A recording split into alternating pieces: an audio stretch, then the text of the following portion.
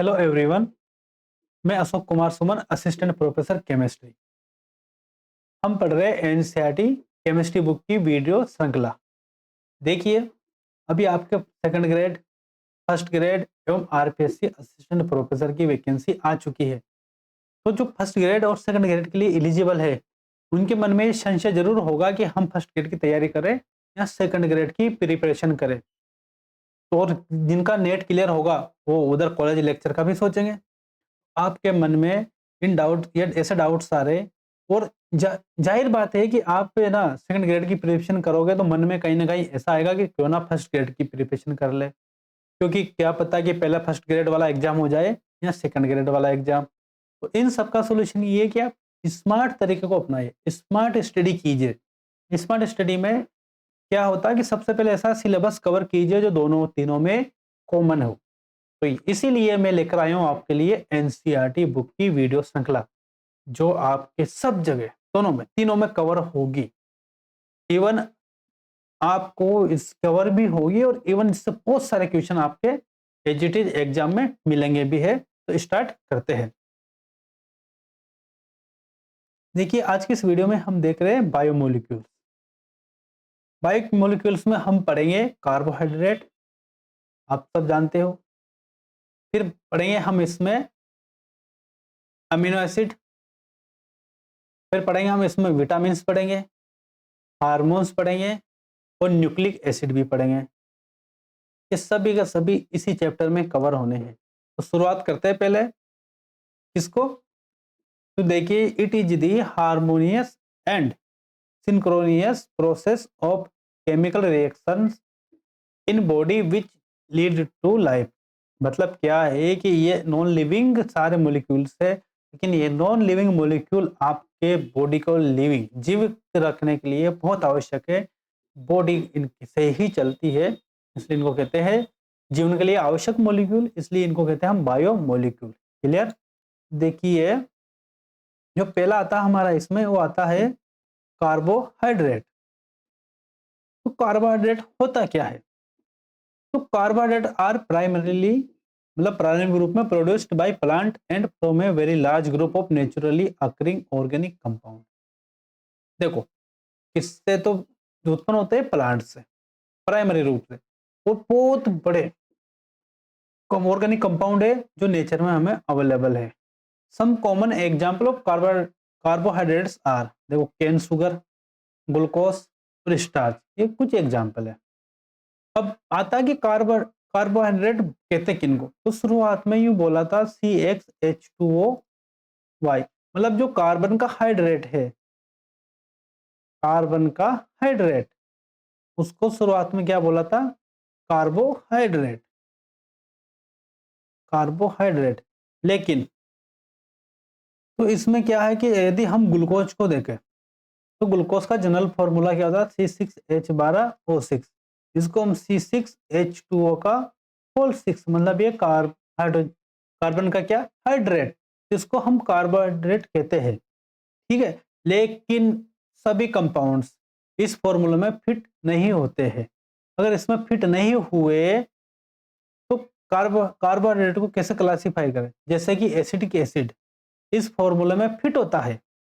मतलब क्या है कि शुरुआत में जो डेफिनेशन दी गई वो थी कि जो CxH2Y को फॉलो करेगा इस फॉर्मूले को, मतलब कार्बन के जो हाइड्रेट होंगे वो सभी क्या कहलाएंगे? कार्बोहाइड्रेट। लेकिन इसमें ग्लूकोज तो फिट हो गया। और अब मैंने एसिटिक एसिड का एग्जांपल लिया, एसिटिक एसिड इसमें फिट है लेकिन वो कार्बोहाइड्रेट नहीं है। दूसरी ओर जो रेमनोज है, रेमनोज C6H12O5, ये कार्बोहाइड्रेट है लेकिन ये इस फॉर्मूले में फिट नहीं होता। तो बाद में इस धारणा को नकार दिया गया कि CxH2O का होल वाई को जो फॉलो करेगा वो कार्बोहाइड्रेट ही होगा। इस अवधारणा को सिरे से नकार दिया गया। क्लियर?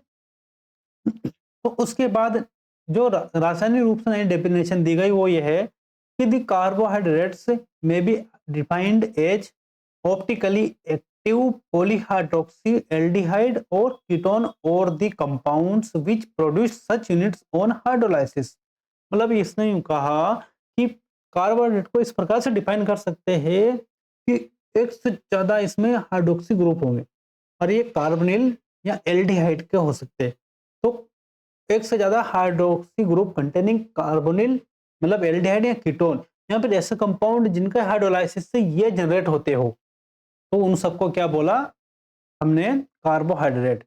तो कुछ कार्बोहाइड्रेट क्या रहते हैं, मीठे स्वाद में, जैसे कि sugars. The most common sugar used in our homes is make as sucrose where the sugar present. देखो इसमें where the sugar present in milk is known as lactose. Clear. Carbohydrates are also called saccharides. अब saccharides क्यों कहते हैं, तो जो Greek word है सेक्रोन, सेक्रोन्स का मतलब होता है शुगर, मतलब इनको मीठा खा गया ना, इसलिए इनको हम क्या कहते हैं, सेकेराइड्स। क्लियर। अब आते हैं हम इनके क्लासिफिकेशन पर।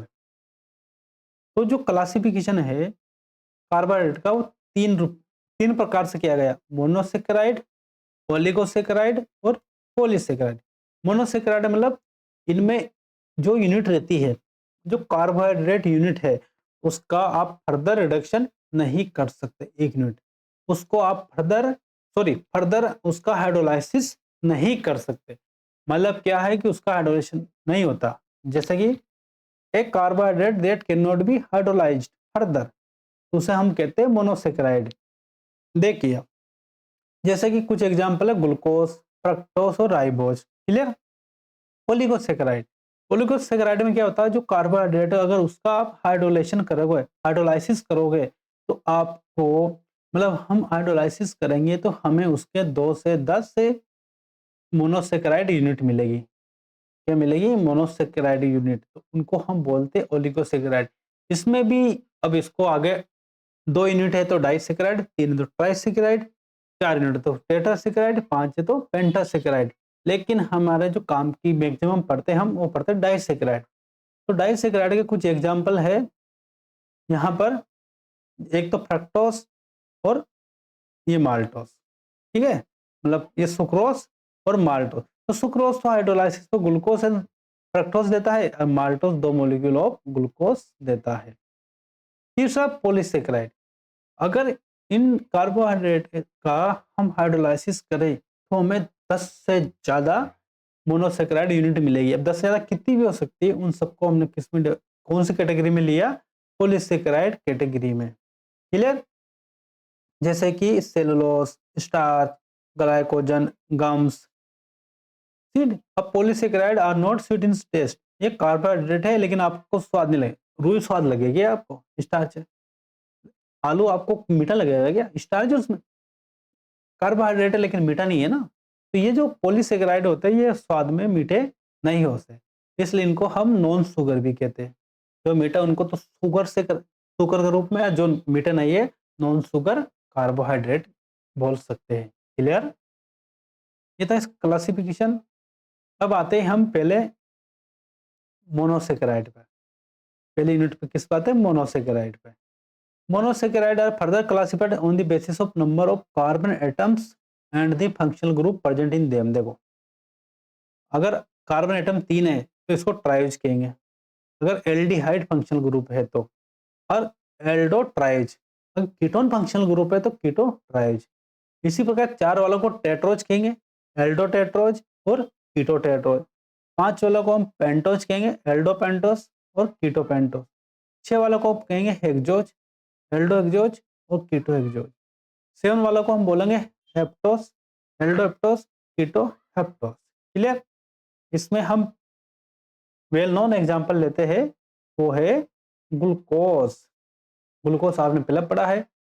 तो glucose occurs freely in nature as well in the combined form. देखो नेचर में भी मिलता है फ्री, कंबाइंड फॉर्म में मिलता है, ये आपको पता ना। लैक्टोज शुगर में ग्लूकोज है, कंबाइंड फॉर्म में हाइड्रोलाइसिस करोगे तो आपको वापस क्या मिल जाएगा, ग्लूकोज।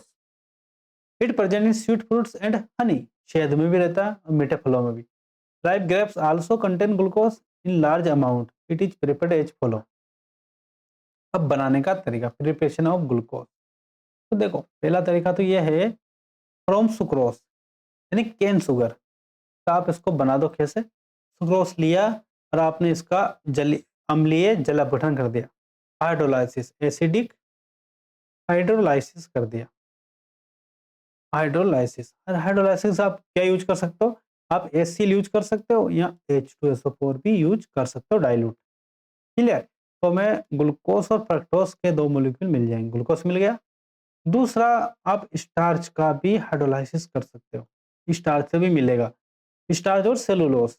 लेकिन इसके लिए आपको टेम्परेचर बढ़ाना पड़ेगा, बॉईल करना पड़ेगा। वही हाइड्रोलाइसिस किया लेकिन हाई टेम्परेचर पे और 2 से 3 एटम दाब पर ये ग्लूकोज में टूट जाता है। क्लियर। अब आते ही तो इसकी प्रिपरेशन मेथड हाइड्रोलाइसिस से बना लिया। अब आते हैं हम इसके स्ट्रक्चर और इलुस्ट्रेशन पर।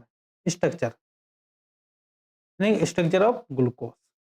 तो ग्लूकोज का फॉर्मूला हम जानते हैं कि C6H12O6 होता है, यहाँ तो कोई डाउट नहीं है। क्लियर। अब ग्लूकोज में एक फंक्शनल ग्रुप एल्डिहाइड होता है, इसलिए एल्डो एक्सोज भी कहते हैं, डेक्सट्रोज भी बोल सकते हैं। It is the monomer of many of larger carbohydrates, बहुत सारे कार्बोहाइड्रेट इसी के द्वारा जुड़कर बने हुए हैं, नेमली स्टार्च, सेलुलोज। ठीक है। It is probably the most abundant organic compounds on earth. अगर हम देखा जाए तो लगभग सबसे ज्यादा पृथ्वी पे इसकी क्या पाई जाती है, इसकी मात्रा ये बहुत ज्यादा पाया जाता है पृथ्वी पर, ऑर्गेनिक कंपाउंड के रूप में, मतलब कार्बनिक कंपाउंड के रूप में।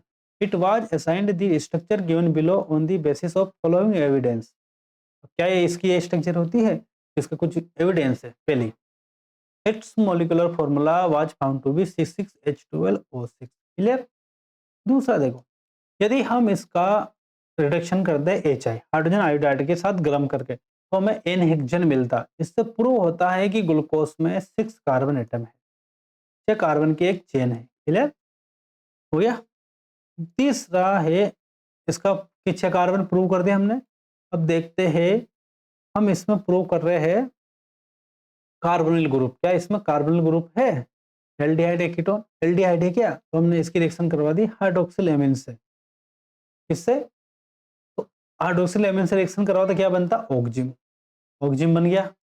या फिर इसकी रिएक्शन करवा दी हमने साइनोहाइड्रिन से, HCN से, सॉरी हाइड्रोजन साइनाइड से, तो हमें मिल गया साइनोहाइड्रिन। ये व्हाइट कलर का क्या रहता, PPT प्रेसिपिटेट मिल गया हमें। क्लियर। तो ये है कि इसमें कंफर्म हो गया कि इसमें कार्बोनिल ग्रुप प्रेजेंट है ग्लूकोज में। क्लियर। अब हम आते हैं कार्बोनिल ग्रुप के कि glucose get oxide to 6 carbon carboxylic acid. अगर हम इसका mild oxidizing agent just like bromine water से हम इसकी रिएक्शन करें तो हमें ग्लूकोनिक एसिड मिलता है, मतलब कार्बोनिल ग्रुप इसमें कन्वर्ट हो गया COOH। इसलिए प्रूव हुआ, देखो हाइड्रोक्सिल एमीन और HCN से हमने प्रूव किया कि इसमें क्या प्रेजेंट है, कार्बोनिल। क्लियर। अब कार्बोनिल एल्डिहाइड भी हो सकता है और कीटोन भी हो सकता है। क्लियर। इसके लिए फर्दर हमने इसकी रिएक्शन करी ब्रोमीन वाटर से तो हमें मिला ग्लूकोनिक एसिड। इससे प्रूव हुआ कि जो कार्बोनिल फंक्शनल ग्रुप था वो कौन सा था, एल्डिहाइड, ना कि कीटोन। क्लियर। इसके बाद हम आते हैं आगे, वो ये है कि acetylation of glucose with acidic anhydride.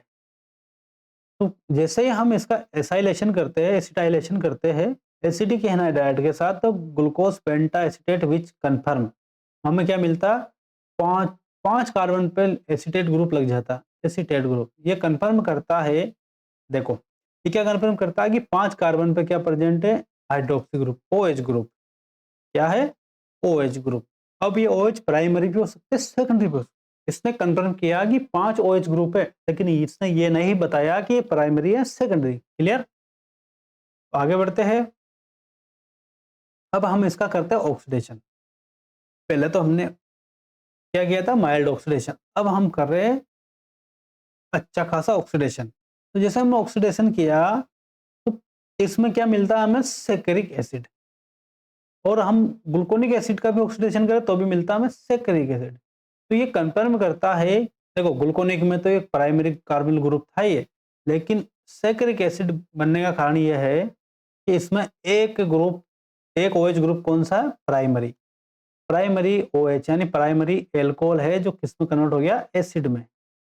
सैकरिक में 2 COOH समूह थे और ग्लूकोनिक में एक ही COOH ग्रुप होता है। क्लियर? इससे कंफर्म हो गया कि जो 5 ग्रुप थे उनमें 4 तो सेकेंडरी है और एक प्राइमरी OH है। क्लियर?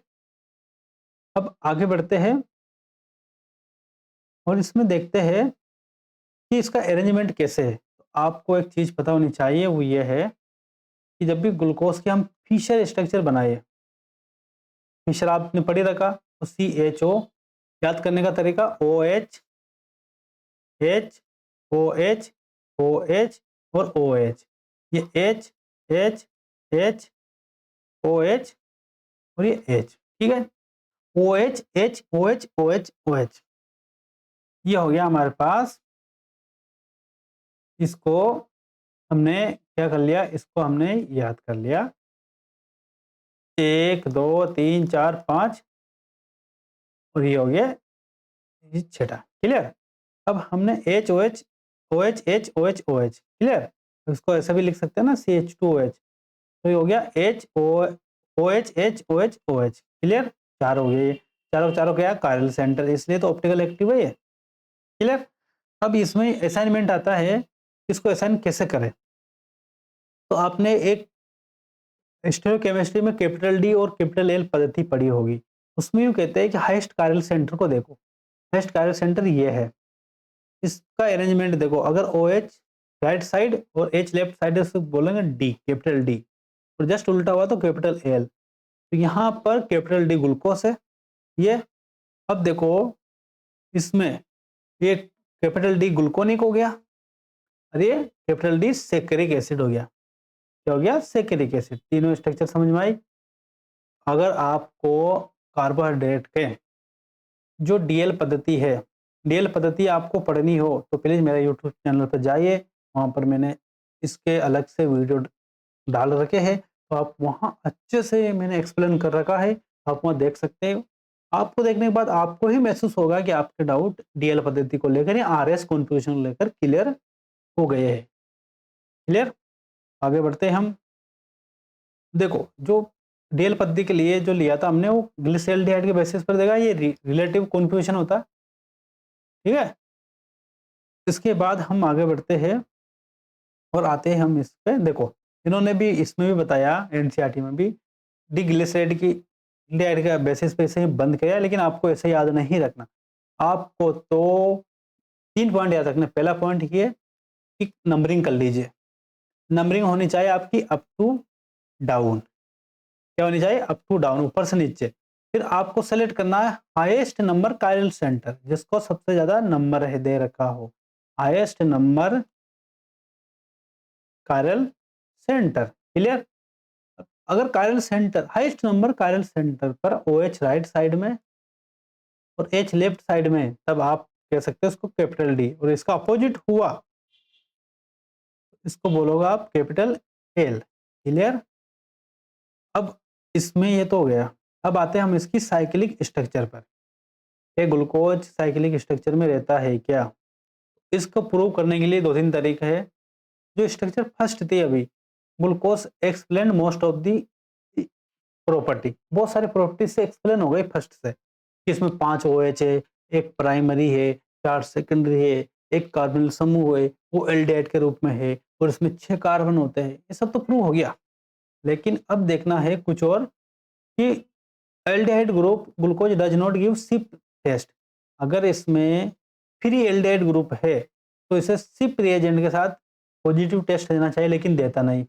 इसी प्रकार hydrogen sulphide addition product sodium bisulphide sulphide के साथ ये हाइड्रोजन सल्फाइड का एडिशन भी नहीं बनाता है। इसका मतलब इसमें जो CHO समूह है, एल्डिहाइड समूह, वो फ्री नहीं है। क्लियर? दूसरा, the pentaacetate of glucose does not react with hydroxyl amine indicating the absence of free CHO। अगर पेंटासीटेट के रूप में देखो, नॉर्मल फ्री ग्लूकोज की बात नहीं कर रहा हूँ, पहले बनाया उसके पेंटासीटेट, फिर हमने यदि उसकी रिएक्शन हाइड्रोक्सिल एमीन से करवाई तो वहां पर हमें ऑक्जिम की प्राप्ति नहीं हुई, ऑक्जिम नहीं बना, इसका मतलब कि उसमें CHO समूह फ्री नहीं है। क्लियर? दूसरा कि इसका क्रिस्टलाइजेशन देखा तो अल्फा और बीटा 2 फॉर्म में मिल रहा है, दोनों का मेल्टिंग पॉइंट अलग, ऐसा पॉसिबल ही नहीं कि अगर ये स्ट्रक्चर साइक्लिक ना हो। क्लियर?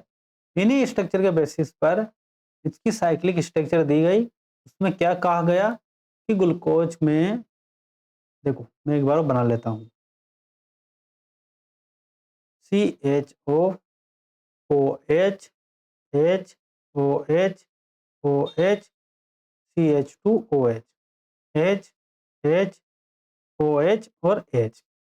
ये देखा गया कि जो हाईएस्ट कायरल सेंटर का OH है, ये नाभिक से नहीं योगात्मक अभिक्रिया दे लेता है, कार्बन पर अटैक कर लेता है और साइक्लिक स्ट्रक्चर में कन्वर्ट हो जाता है 5 नंबर का। 6 मेंबर रिंग बन जाती है, 1 2 3 4 5 6। क्लियर? तो इसको कहते हैं हम, अगर ये OH राइट साइड में है इसको बोलते हैं अल्फा, और ये लेफ्ट साइड में है तो हम इसे कहते हैं बीटा। कैपिटल डी तो यहाँ से आ रहा नीचे, तो अल्फा डी ग्लूकोज और बीटा डी ग्लूकोज, इसकी साइक्लिक स्ट्रक्चर आ गई। अगर आपको इन साइक्लिक स्ट्रक्चर बनाने में भी कैसे बनाई, ये कैसे हुआ, टेनोमर क्या होते हैं, एपीमर क्या होता है, इनमें भी डाउट है तो आप प्लीज मेरे यूट्यूब चैनल पर जाइए और वहाँ पर सर्च कीजिए, आपको इससे रिलेटेड शानदार एक्सप्लेनेशन के साथ, बहुत अच्छी व्याख्या के साथ आपको वीडियो मिल जाएंगे। उसको देखोगे तो मैं आशा करता हूँ आपके सारे डाउट क्लियर हो जाएंगे। नेक्स्ट पढ़ेंगे हम इसको नेक्स्ट वीडियो में, तब तक के लिए धन्यवाद।